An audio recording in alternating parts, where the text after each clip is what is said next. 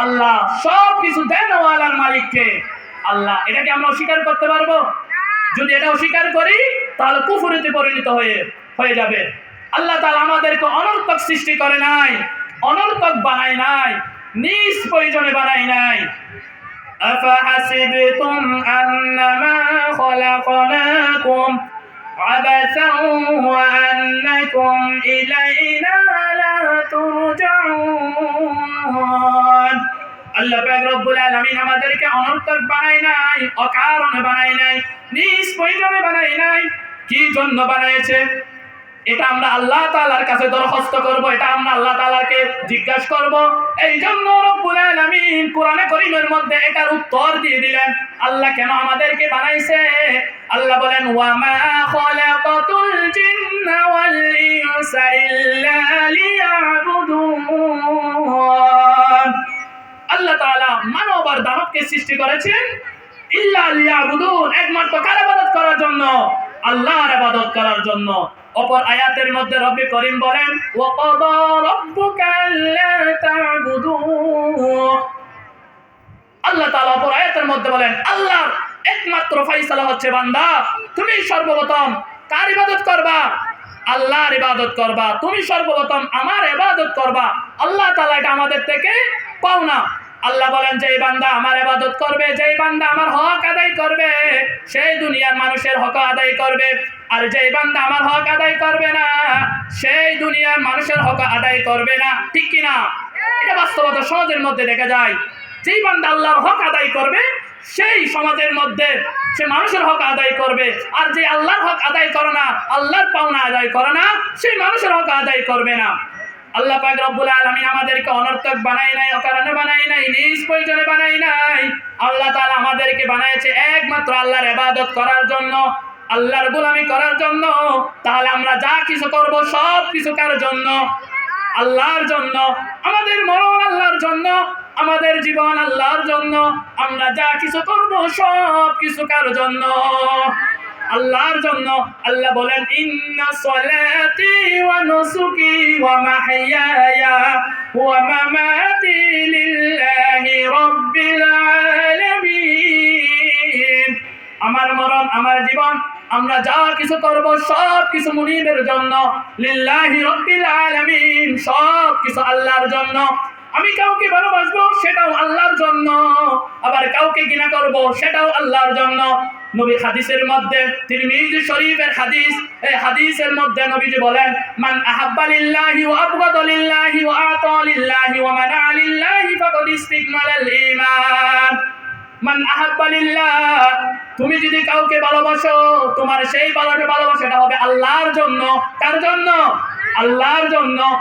মনে করেন সমাজের মধ্যে একজন আল্লাহর ওলি, আল্লাহর বান্দা, সে ৫ ওয়াক্ত নামাজ পড়ে, সে আযান দিয়ে মসজিদে চলে যায়, সে খারাপ কাজ থেকে বিরত রাখে, সে কিয়ামুল লাইল তাহাজ্জুদে নামাজ আদায় করে। তাকে আমরা ভালোবাসো কার খুশির জন্য? আল্লাহর খুশির জন্য। ওয়া আবগাদা লিল্লাহ, এবং কাউকে ঘৃণা করব সেই ঘৃণাটাও হবে কার জন্য? আল্লাহর জন্য। মনে করেন সমাজের মধ্যে চোর বাটপার আছে না নাই? আছে। ওই যে চোর বাটপার, তাদের সাথে আমরা সম্পর্ক রাখবো না, তাদেরকে ঘৃণা করব কার সন্তুষ্টির জন্য? আল্লাহর সন্তুষ্টির জন্য। এই জন্য নবীজি বলেন তুমি যদি কাউকে ভালোবাসো তোমার সেই ভালোবাসাটা হবে আল্লাহর জন্য, আর যদি তুমি কাউকে ঘৃণা করো তোমার সেই ঘৃণাটাও হবে আল্লাহর জন্য। আল্লাহ পাক রব্বুল আলামিন বলেন বান্দা আমি তোমাদেরকে সৃষ্টি করেছি, তোমাদেরকে বানিয়েছি। আমি সর্বপ্রথম আসমান জমিন পৃথিবীর মধ্যে যা কিছু কুল কায়নাতের মধ্যে যা কিছু আছে আমি সর্বপ্রথম সব কিছু কমপ্লিট করলাম। কমপ্লিট করার পর আমি একটা জিনিসকে অনেক মহব্বত করে আদর যত্ন করে সৃষ্টি করেছি। ওই জিনিসগুলো আমি এত মহব্বত করে ভালোবাসে, আমি একজনকে, একটা মানুষকে, আমি মানুষকে ভালোবাসে মহব্বত করে সৃষ্টি করেছি। আমি পৃথিবীর যা কিছু সৃষ্টি করেছি মুহূর্তের মধ্যে সৃষ্টি করে দিয়েছিলাম, কিন্তু আমি মানুষকে সৃষ্টি করার আগে আমি সময় নিয়েছি। আমি চিন্তা ভাবনা করে মানুষকে আমি অনেক সম্মান দিয়েছি। মানুষ হলো মাটির তৈরি, মানুষ কিসের তৈরি? আমরা মানুষ মাটির তৈরি। তো আল্লাহ রাসূলকে বলতেছেন মিন আই শাইইন খালাকা, ও রাসূল আপনি কি জানেন মানুষ কিসের তৈরি? মিন নুতফাতিন খালাকাহু ফাকাদ্দারা, মানুষ হলো এক ফোঁটা নাপাক পানি অথবা মাটি দিয়ে সৃষ্টি করেছেন আমাদেরকে। তাহলে বলেন ফেরেশতা কিসের তৈরি? ফেরেশতা হলো নূরের তৈরি। জিন্নাত জাতি কিসের তৈরি? জিন হলো আগুনের তৈরি। তাহলে এই তিন জাতির মধ্যে আল্লাহ তাআলা শ্রেষ্ঠত্ব ঘোষণা করেছিলেন কাদেরকে? মাটিকে। ফেরেশতা হলো নূরের তৈরি, আর জিন্নাত হলো আগুনের তৈরি, মানুষ হলো মাটির তৈরি। মাটির তৈরি মানুষ, আমরা মাটির তৈরি মানুষ হওয়ার পরে আল্লাহ তাআলা আমাদেরকে শ্রেষ্ঠত্ব ঘোষণা করেছেন। সুবহানাল্লাহ। আল্লাহ পাক রব্বুল আলামিন যখন আদম নবীকে সৃষ্টি করেছেন আলা সূরতি, তার আপন আকৃতি দিয়ে, তুলহু 60 জিরা, আদম নবীর আকৃতি ছিল 60 হাত লম্বা। আদম নবীকে আল্লাহ তাআলা মাটি দিয়ে সৃষ্টি করেছেন।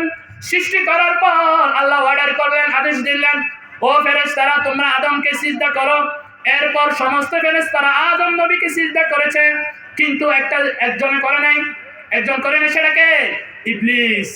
সমস্ত ফেরেশতা মাটিকে সিজদা করেছে, আদম নবীকে সিজদা করেছে, কিন্তু এই যে শয়তান গরিমার কারণে, অহংকারের কারণে সে আদম নবীকে সিজদা করে নাই। এই জন্য আল্লাহ পাক রব্বুল আলামিন তাকে চিরতরে আল্লাহর রহমত থেকে নিরাশ করে দিয়েছে। ঠিক কিনা বলেন? তাহলে আমরা মাটির তৈরি মানুষ, আমাদের দাম অনেক বেশি। তুমি মাটির আদমকে প্রথম সৃষ্টি করিয়া ঘোষণা করিয়া দিলে শ্রেষ্ঠ বলিয়া। তুমি মাটির আদমকে প্রথম সৃষ্টি করিয়া ঘোষণা করিয়া দিলে শ্রেষ্ঠ বলিয়া। তাই নূরের ফেরেশতা করে আদমকে সিজদা। আল্লাহু আল্লাহু তুমি জাল্লে জালালো, শেষ করা তো যায় না গিয়ে তোমার গুণগান। আল্লাহু আল্লাহু তুমি জাল্লে জালালো, শেষ করা তো যায় না গিয়ে তোমার গুণগান। তুমি কাদের গফফার, তুমি জলিল জব্বার, অনন্ত অসীম তুমি রহিম রহমান। আল্লাহু আল্লাহু তুমি জাল্লে জালালো, শেষ করা তো যায় না গিয়ে তোমার গুণগান। পড়েন সুবহানাল্লাহ। তাহলে আমরা মাটির তৈরি মানুষ, আমাদেরকে আল্লাহ পাক রব্বুল আলামিন দয়া করে সৃষ্টি করেছেন, মায়া করে সৃষ্টি করেছেন। আমাদের কাজ হচ্ছে এই দুনিয়ার মধ্যে, আমাদের একমাত্র কাজ হচ্ছে আল্লাহর একত্র ফায়সালা হচ্ছে, ও আমার বান্দারা তোমরা দুনিয়ার মধ্যে শুধুমাত্র আমার ইবাদত করবা। কার ইবাদত করবা? আমার ইবাদত করবা।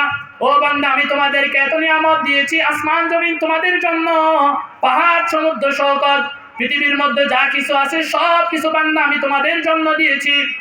আলাম নাজআলিল আরদা মিহাদা, আমি জমিনকে তোমাদের জন্য বিছানা স্বরূপ করে দিয়েছি। পড়েন সুবহানাল্লাহ। ও আমার বান্দারা তোমাদেরকে আমি এত নিয়ামত দিয়েছি, ওয়া ইতাউদ্দু নি'মাতাল্লাহি লা তুহসুহা। আল্লাহ পাক রব্বুল আলামিন আমাদেরকে এত নিয়ামত দিয়েছেন। আমরা আল্লাহ তাআলা বলেন, ও আমার বান্দারা তোমরা আমার নিয়ামত গণনা করে শেষ করতে পারবে না। তোমরা যদি আমার নিয়ামত গণনা করতে চাও তোমাদের হায়াত ফুরিয়ে যাবে, তোমাদের বছর ফুরিয়ে যাবে, কিয়ামত চলে আসবে। এরপরেও আমার বান্দারা তোমরা আমার নিয়ামত গণনা করে শেষ করতে পারবে না। ঠিক কিনা? আল্লাহর নিয়ামত গণনা করে শেষ করা যাবে? যাবে না। আল্লাহ পাক রব্বুল আলামিন সাগরের মধ্যে বিভিন্ন রকম মাছ আমাদের জন্য দিয়েছে।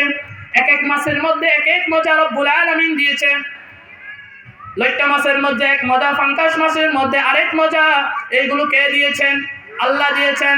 আমরা যদি আল্লাহর এত নিয়ামত পাওয়ার পরেও আমরা যদি আল্লাহর ইবাদত না করি, আল্লাহর গোলামি না করি, আল্লাহ বলেন, ও আমার বান্দারা তোমরা শোনো, আমি তোমাদেরকে দুনিয়ার মধ্যে যে পাঠিয়েছি, তোমাদেরকে একটা সময় দিয়ে দুনিয়ার মধ্যে পাঠিয়েছি।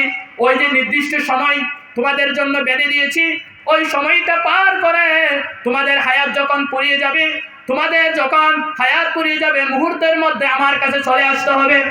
আল্লাহ তাআলা এই দুনিয়ার মধ্যে আমাদেরকে পাঠিয়েছে পরীক্ষা করবে। আমাদেরকে কি করবে? পরীক্ষা করবে। খুতবার মধ্যে আমি একটা আয়াত কারীম তেলাওয়াত করেছিলাম, আল্লাযী খালাকাল মাউতা ওয়াল হায়াতা লিয়াবলুয়াকুম আইয়ুকুম আহসানু আমালা। আল্লাহ পাক রব্বুল আলামিন বলেন, আমি হায়াত সৃষ্টি করেছি, মওত সৃষ্টি করেছি, লিয়াবলুয়াকুম, আমি তোমাদেরকে পরীক্ষা করব, আইয়ুকুম আহসানু আমালা, কে আমলের দিক দিয়ে সর্বোত্তম আমল করে আমার কাছে আসতে পারে। ঠিক কিনা? আল্লাহ তাআলা যখন মানব জাতিকে সৃষ্টি করেছেন, সৃষ্টি করার পর মানব জাতি রূহের জগতে, আলম আরওয়া জগতে আল্লাহ তাআলা সমগ্র রূহকে নিয়ে সমাবেশ করেছিলেন। আল্লাহ তাআলা বলেছেন, আলাস্তু বিরব্বিকুম, আমি কি তোমাদের রব না? তখন সমস্ত রূহ জবাব দিয়েছিলেন, ক্বালু বালা, হ্যাঁ আপনি আমাদের রব। তো আল্লাহ বলেন, বান্দা তোমাদের আমাকে রব বলে স্বীকৃতি দিয়েছো, আমি আল্লাহ তোমাদেরকে পরীক্ষা করব, আমলের পরীক্ষা। লিয়াবলুয়াকুম আইয়ুকুম আহসানু আমালা, আমি আল্লাহ এটা দেখবো না তুমি কত বড় লোক, তোমার কয়টা গাড়ি, তোমার কয়টা বাড়ি, আমি আল্লাহ এটা দেখবো না। আমি আল্লাহ তোমাদেরকে পরীক্ষা করব, যে আমলের দিক দিয়ে সর্বোত্তম আমল করে আমার কাছে আসতে পারবে। মনে করেন এই যে মাইক দিয়েছে, এই মাইক কি জন্য? আওয়াজ হওয়ার জন্য। কি জন্য? আওয়াজ হওয়ার জন্য। এই যে লাইটিং আজকে করেছে, এগুলা কিসের জন্য? আলো দেওয়ার জন্য। যদি এই লাইট আলো না দেয়, এই মাইক যদি সাউন্ড না দেয়, তাহলে এটা আমাদের কোনো দরকার আছে? দরকার নাই। এটা কি করবে? ডাস্টবিনের মধ্যে ফেলে দিবে। ঠিক তেমনি ভাবে আমরা যদি আল্লাহর ইবাদত না করি, আল্লাহর গোলামি না করি, আল্লাহ তাআলা বলেন আমাদেরকে ওই জাহান্নামের কূপের মধ্যে নিক্ষেপ করবে। কোথায় নিক্ষেপ করবে?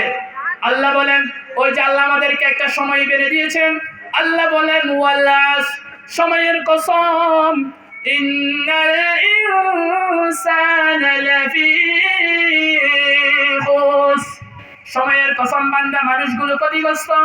যে আল্লাহ আমাদেরকে সৃষ্টি করেছেন, যে আল্লাহ আমাদেরকে বানিয়েছেন, সেই আল্লাহ আমাদেরকে বলেছেন আমরা ক্ষতিগ্রস্ত। এই ক্ষতিগ্রস্ত যদি বাঁচতে চাই তাহলে তিনটা কাজ করতে হবে। কয়টা কাজ? তিনটা কাজ করতে হবে। যদি এই ক্ষতি থেকে আমরা বাঁচতে চাই তাহলে তিনটা কাজ করতে হবে। তার মধ্যে একটা হলো যৌবনকাল।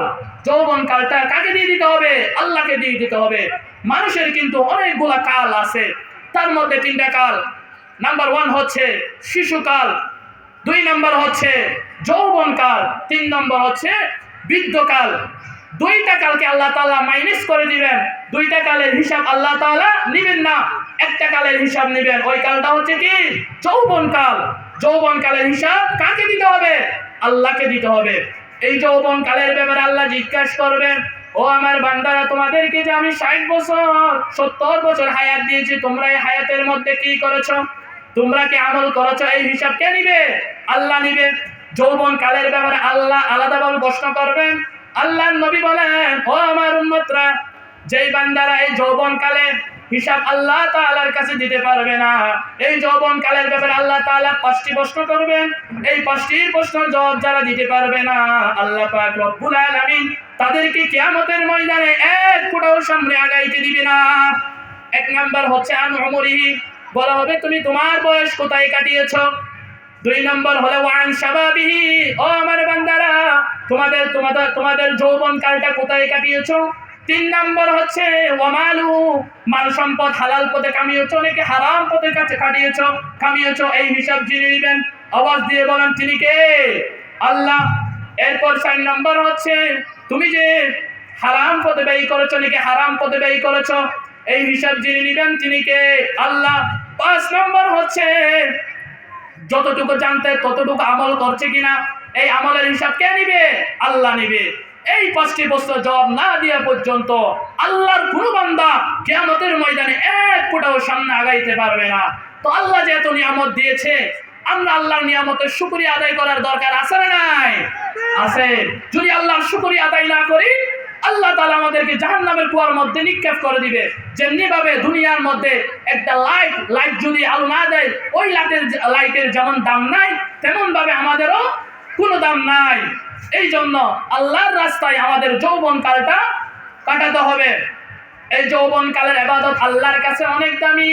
কারণ আল্লাহ বলেন, বান্দা 60 বছর 70 বছর তুমি যে ওই যৌবনকালে একদিন ইবাদত করবা, ওই একদিনের ইবাদত আমি আল্লাহর কাছে, তুমি যদি বৃদ্ধ হয়ে যাও, ওই বৃদ্ধ বয়সে যদি তুমি 100 দিন ইবাদত করো, কোনোদিনও তুমি একদিনের ওই যৌবনকালের একদিনের ইবাদত আর যৌবনকালের 100 দিনের ইবাদতের সমান। সুবহানাল্লাহ।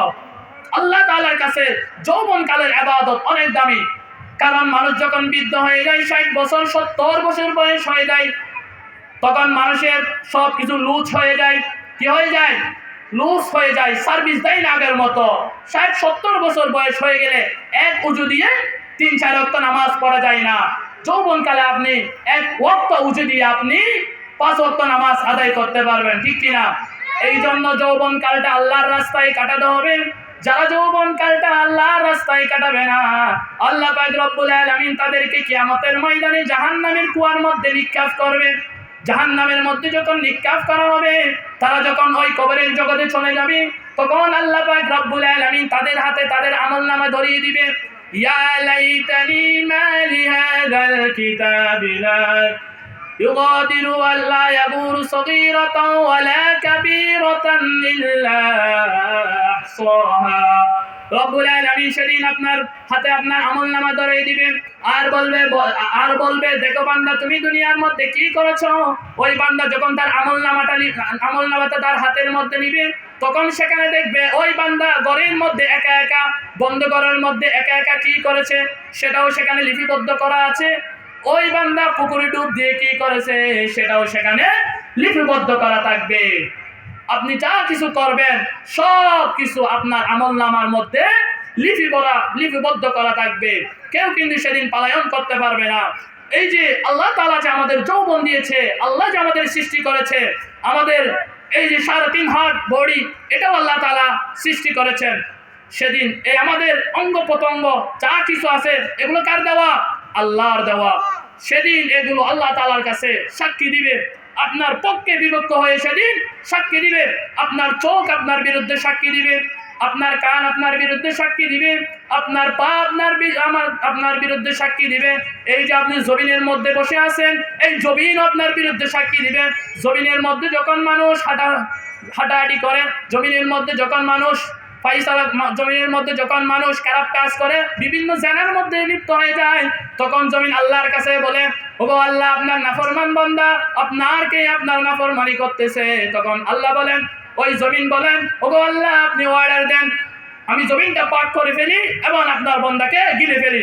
তখন জমিন অর্ডার করে, তখন আল্লাহ বলেন, বান্দা কি তোমার নাকি আমার? জমিন বলেন, ওগো আল্লাহ আপনার বান্দা আপনার নাফরমানি করতেছে।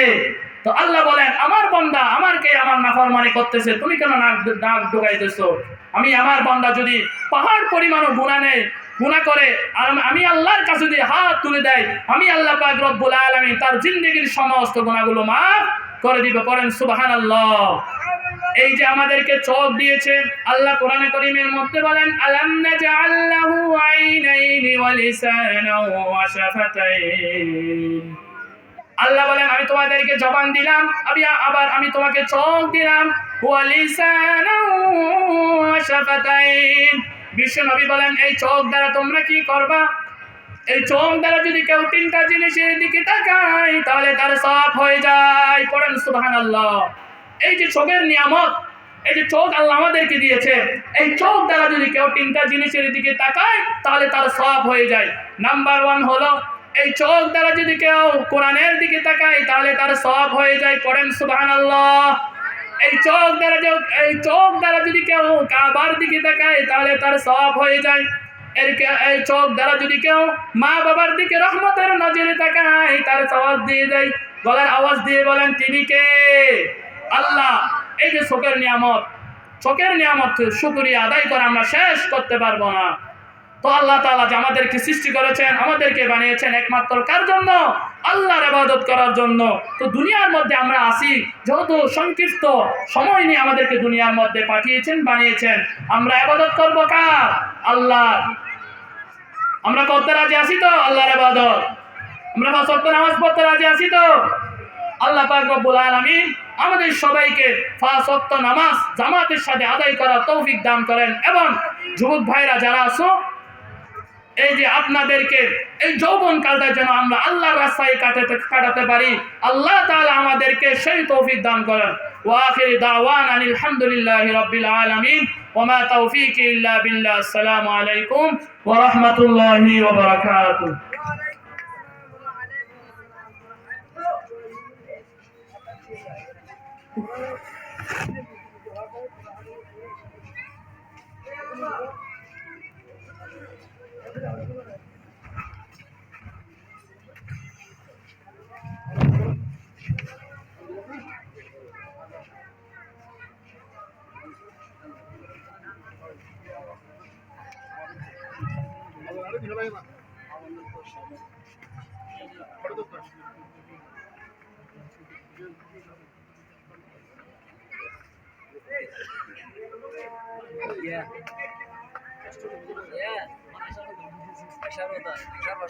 আছে সময় আছে বহুত আছে হই সময় বহুত আছে আসতে দেরি আছে আসার পরে হ্যাঁ আগে নয় দেরি আছে আসছে আই ভাই এখন না দিয়া ইনাইও অন বিবেন দাও না একদম আমরা সহজ এক ঘন্টা করে বিবেন এই আই ম্যানেজ করে দিই এক ঘন্টা 45 মিনিট হলে ধরে পারেন তো আমরা সারা আলহামদুলিল্লাহ এতক্ষণ ধরে আপনাদের সম্মুখে মূল্যবান তকরির পেশ করে শোনালেন হযরত মাওলানা হাফেজ রাফায়েতুল ইসলাম কুতুবী সাহেব। এখন এশারের নামাজের আজান হবে। নামাজের পরপরই আমাদের চতুর্থ অধিবেশনে আলোচনা পেশ করবেন আপনাদের এই সুপরিচিত বিশিষ্ট আলেমে দ্বীন হযরত মাওলানা জাফর আহমদ নুরি সাহেব।